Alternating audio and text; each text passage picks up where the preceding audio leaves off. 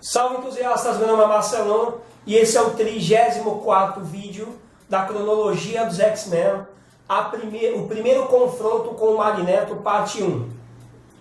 Antes de falar a respeito da revista em que foi publicada esse confronto, eu vou falar de um evento que ocorre pouco antes, em que o professor Xavier se encontra com o Magneto, né, em Dachau, ou Dachau, né, que é um local ali próximo à Alemanha com a Polônia, onde foi construído um dos campos de concentração, e ele teve esse último encontro com o professor Xavier antes dele atacar a base militar americana, né?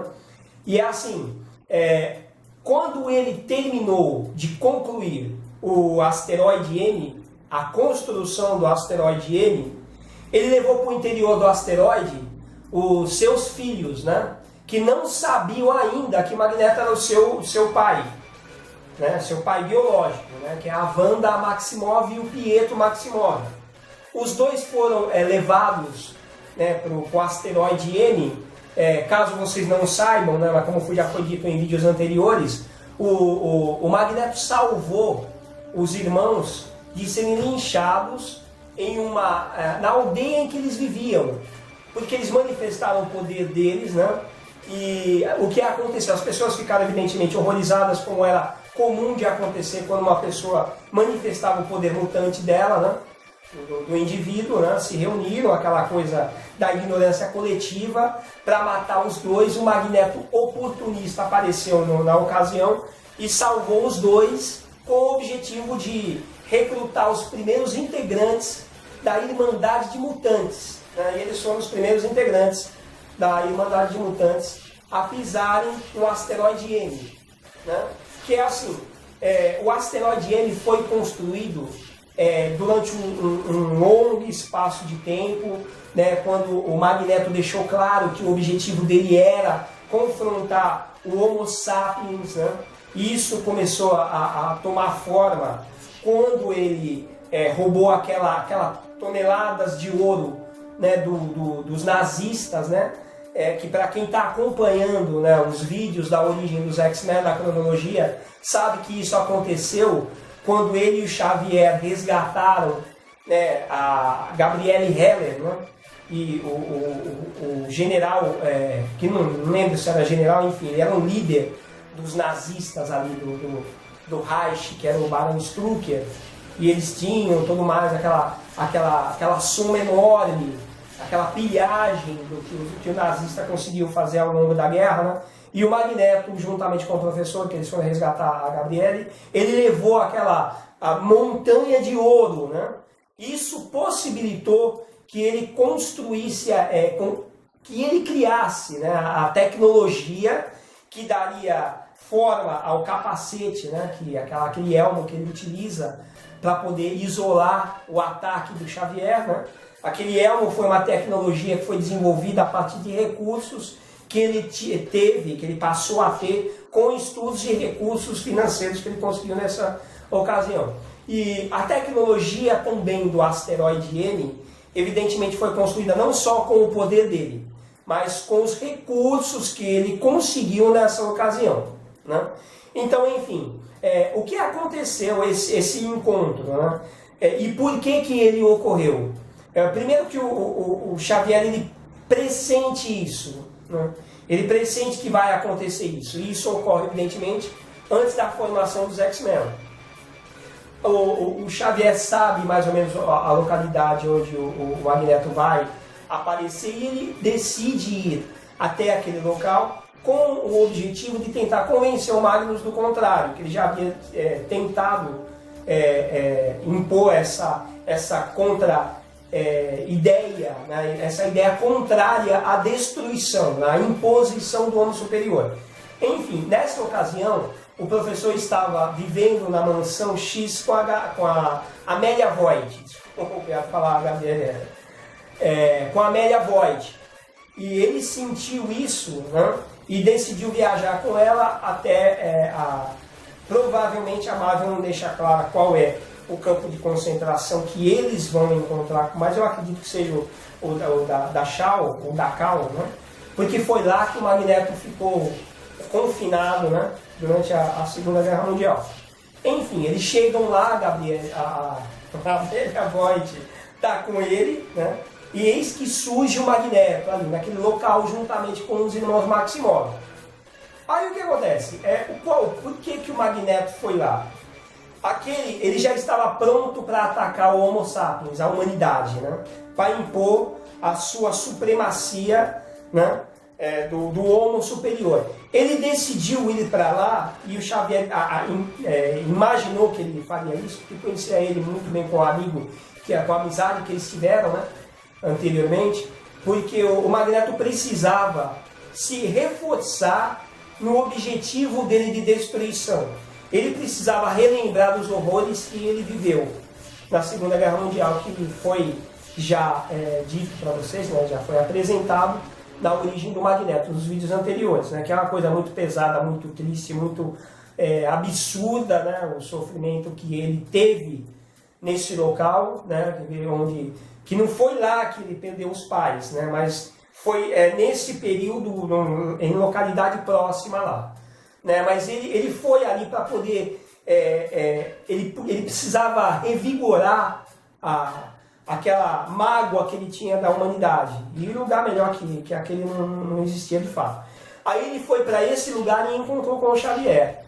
Foi a primeira vez que o Xavier viu o Magnus, né, o Eric, com aquela armadura que ele tem, né, que é construída, formada com ferro, né?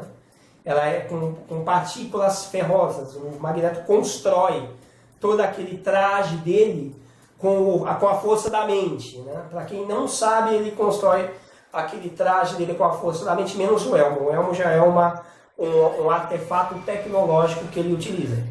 Aí ele encontra o Xavier ali, né? E uma última vez o Xavier tenta mudar o pensamento dele, né?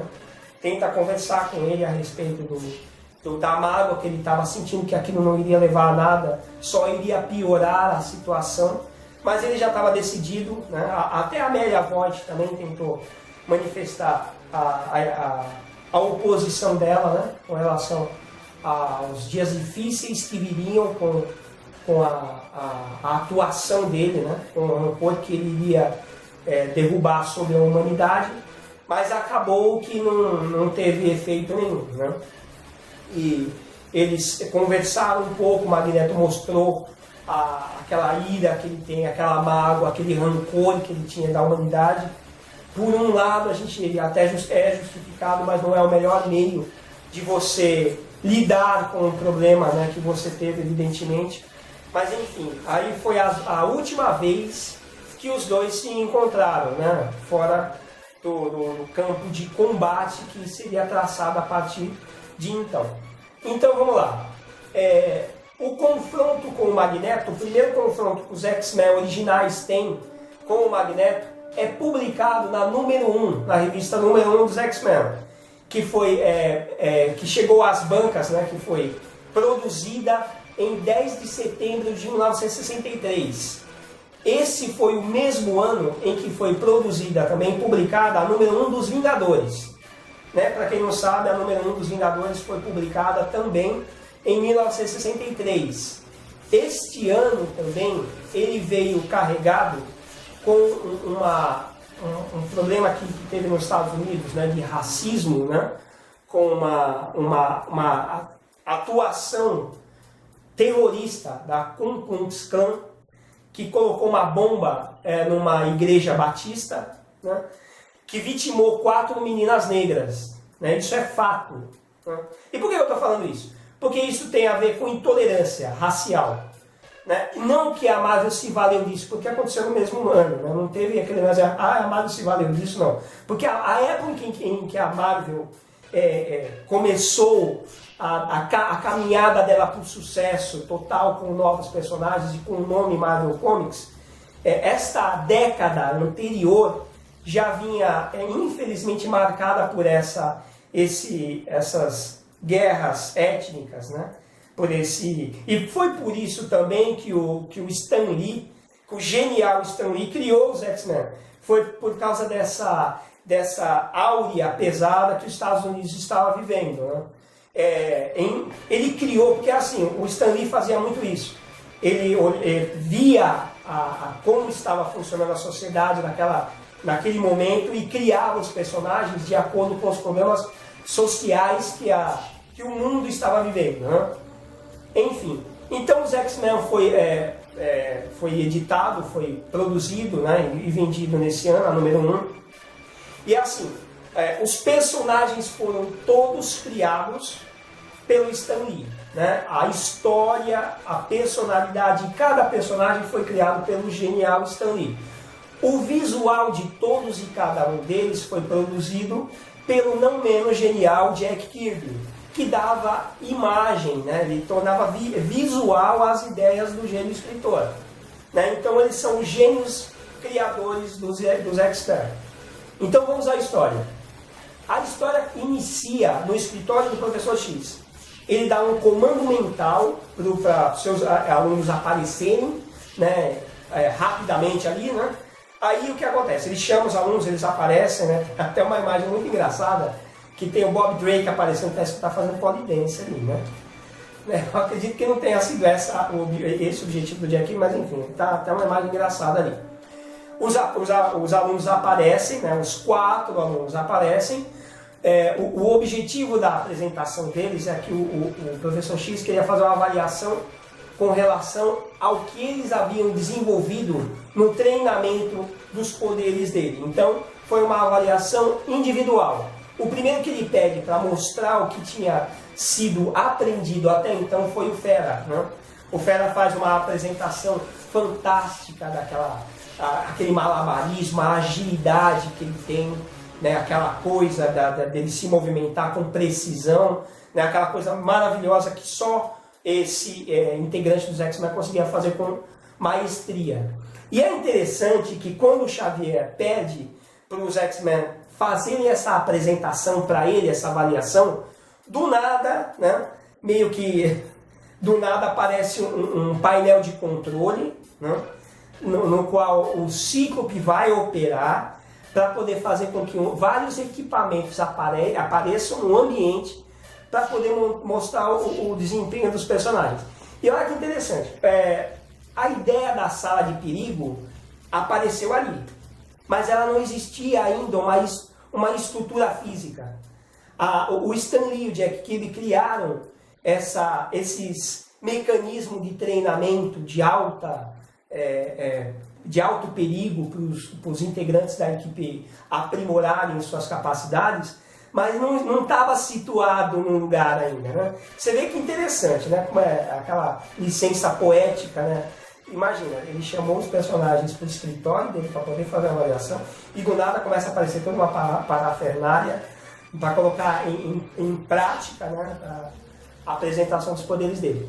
Aí o segundo que ele pede para fazer a apresentação é o Anjo, né? O Anjo começa a fazer várias manobras, né, com vários dispositivos que apareceram, como eu estou dizendo para vocês, do nada, para tentar pensar ele no ar. Agora imagina isso acontecendo dentro do escritório, né?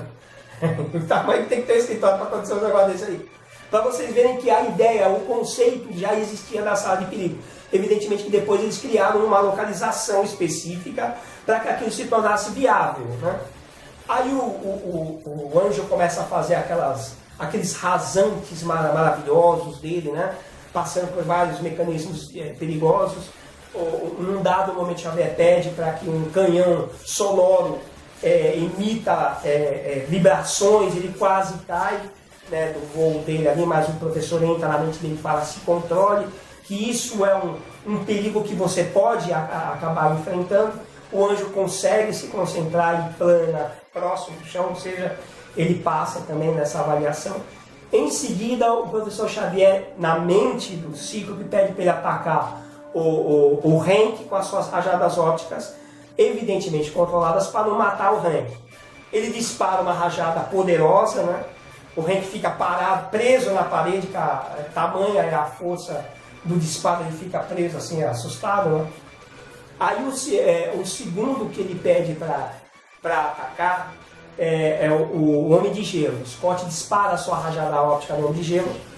O Homem de Gelo cria uma barreira, né, de gelo né, que ele considera que seja suficiente para deter as rajadas ópticas, mas o Cíclope aumenta a intensidade da rajada, né, e aquele bloco de gelo é destruído, né, e o Cíclope consegue derrubar ele também, né. Bom, vamos parar agora aqui o vídeo, né, porque já está dentro de um tempo bom para vocês assistirem, para não ficar uma coisa cansativa, né. E na sequência, no próximo vídeo, a gente dá continuidade à avaliação que o professor vai fazer dos X-Men. Né?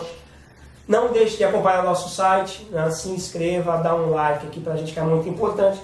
Um abraço e até a próxima.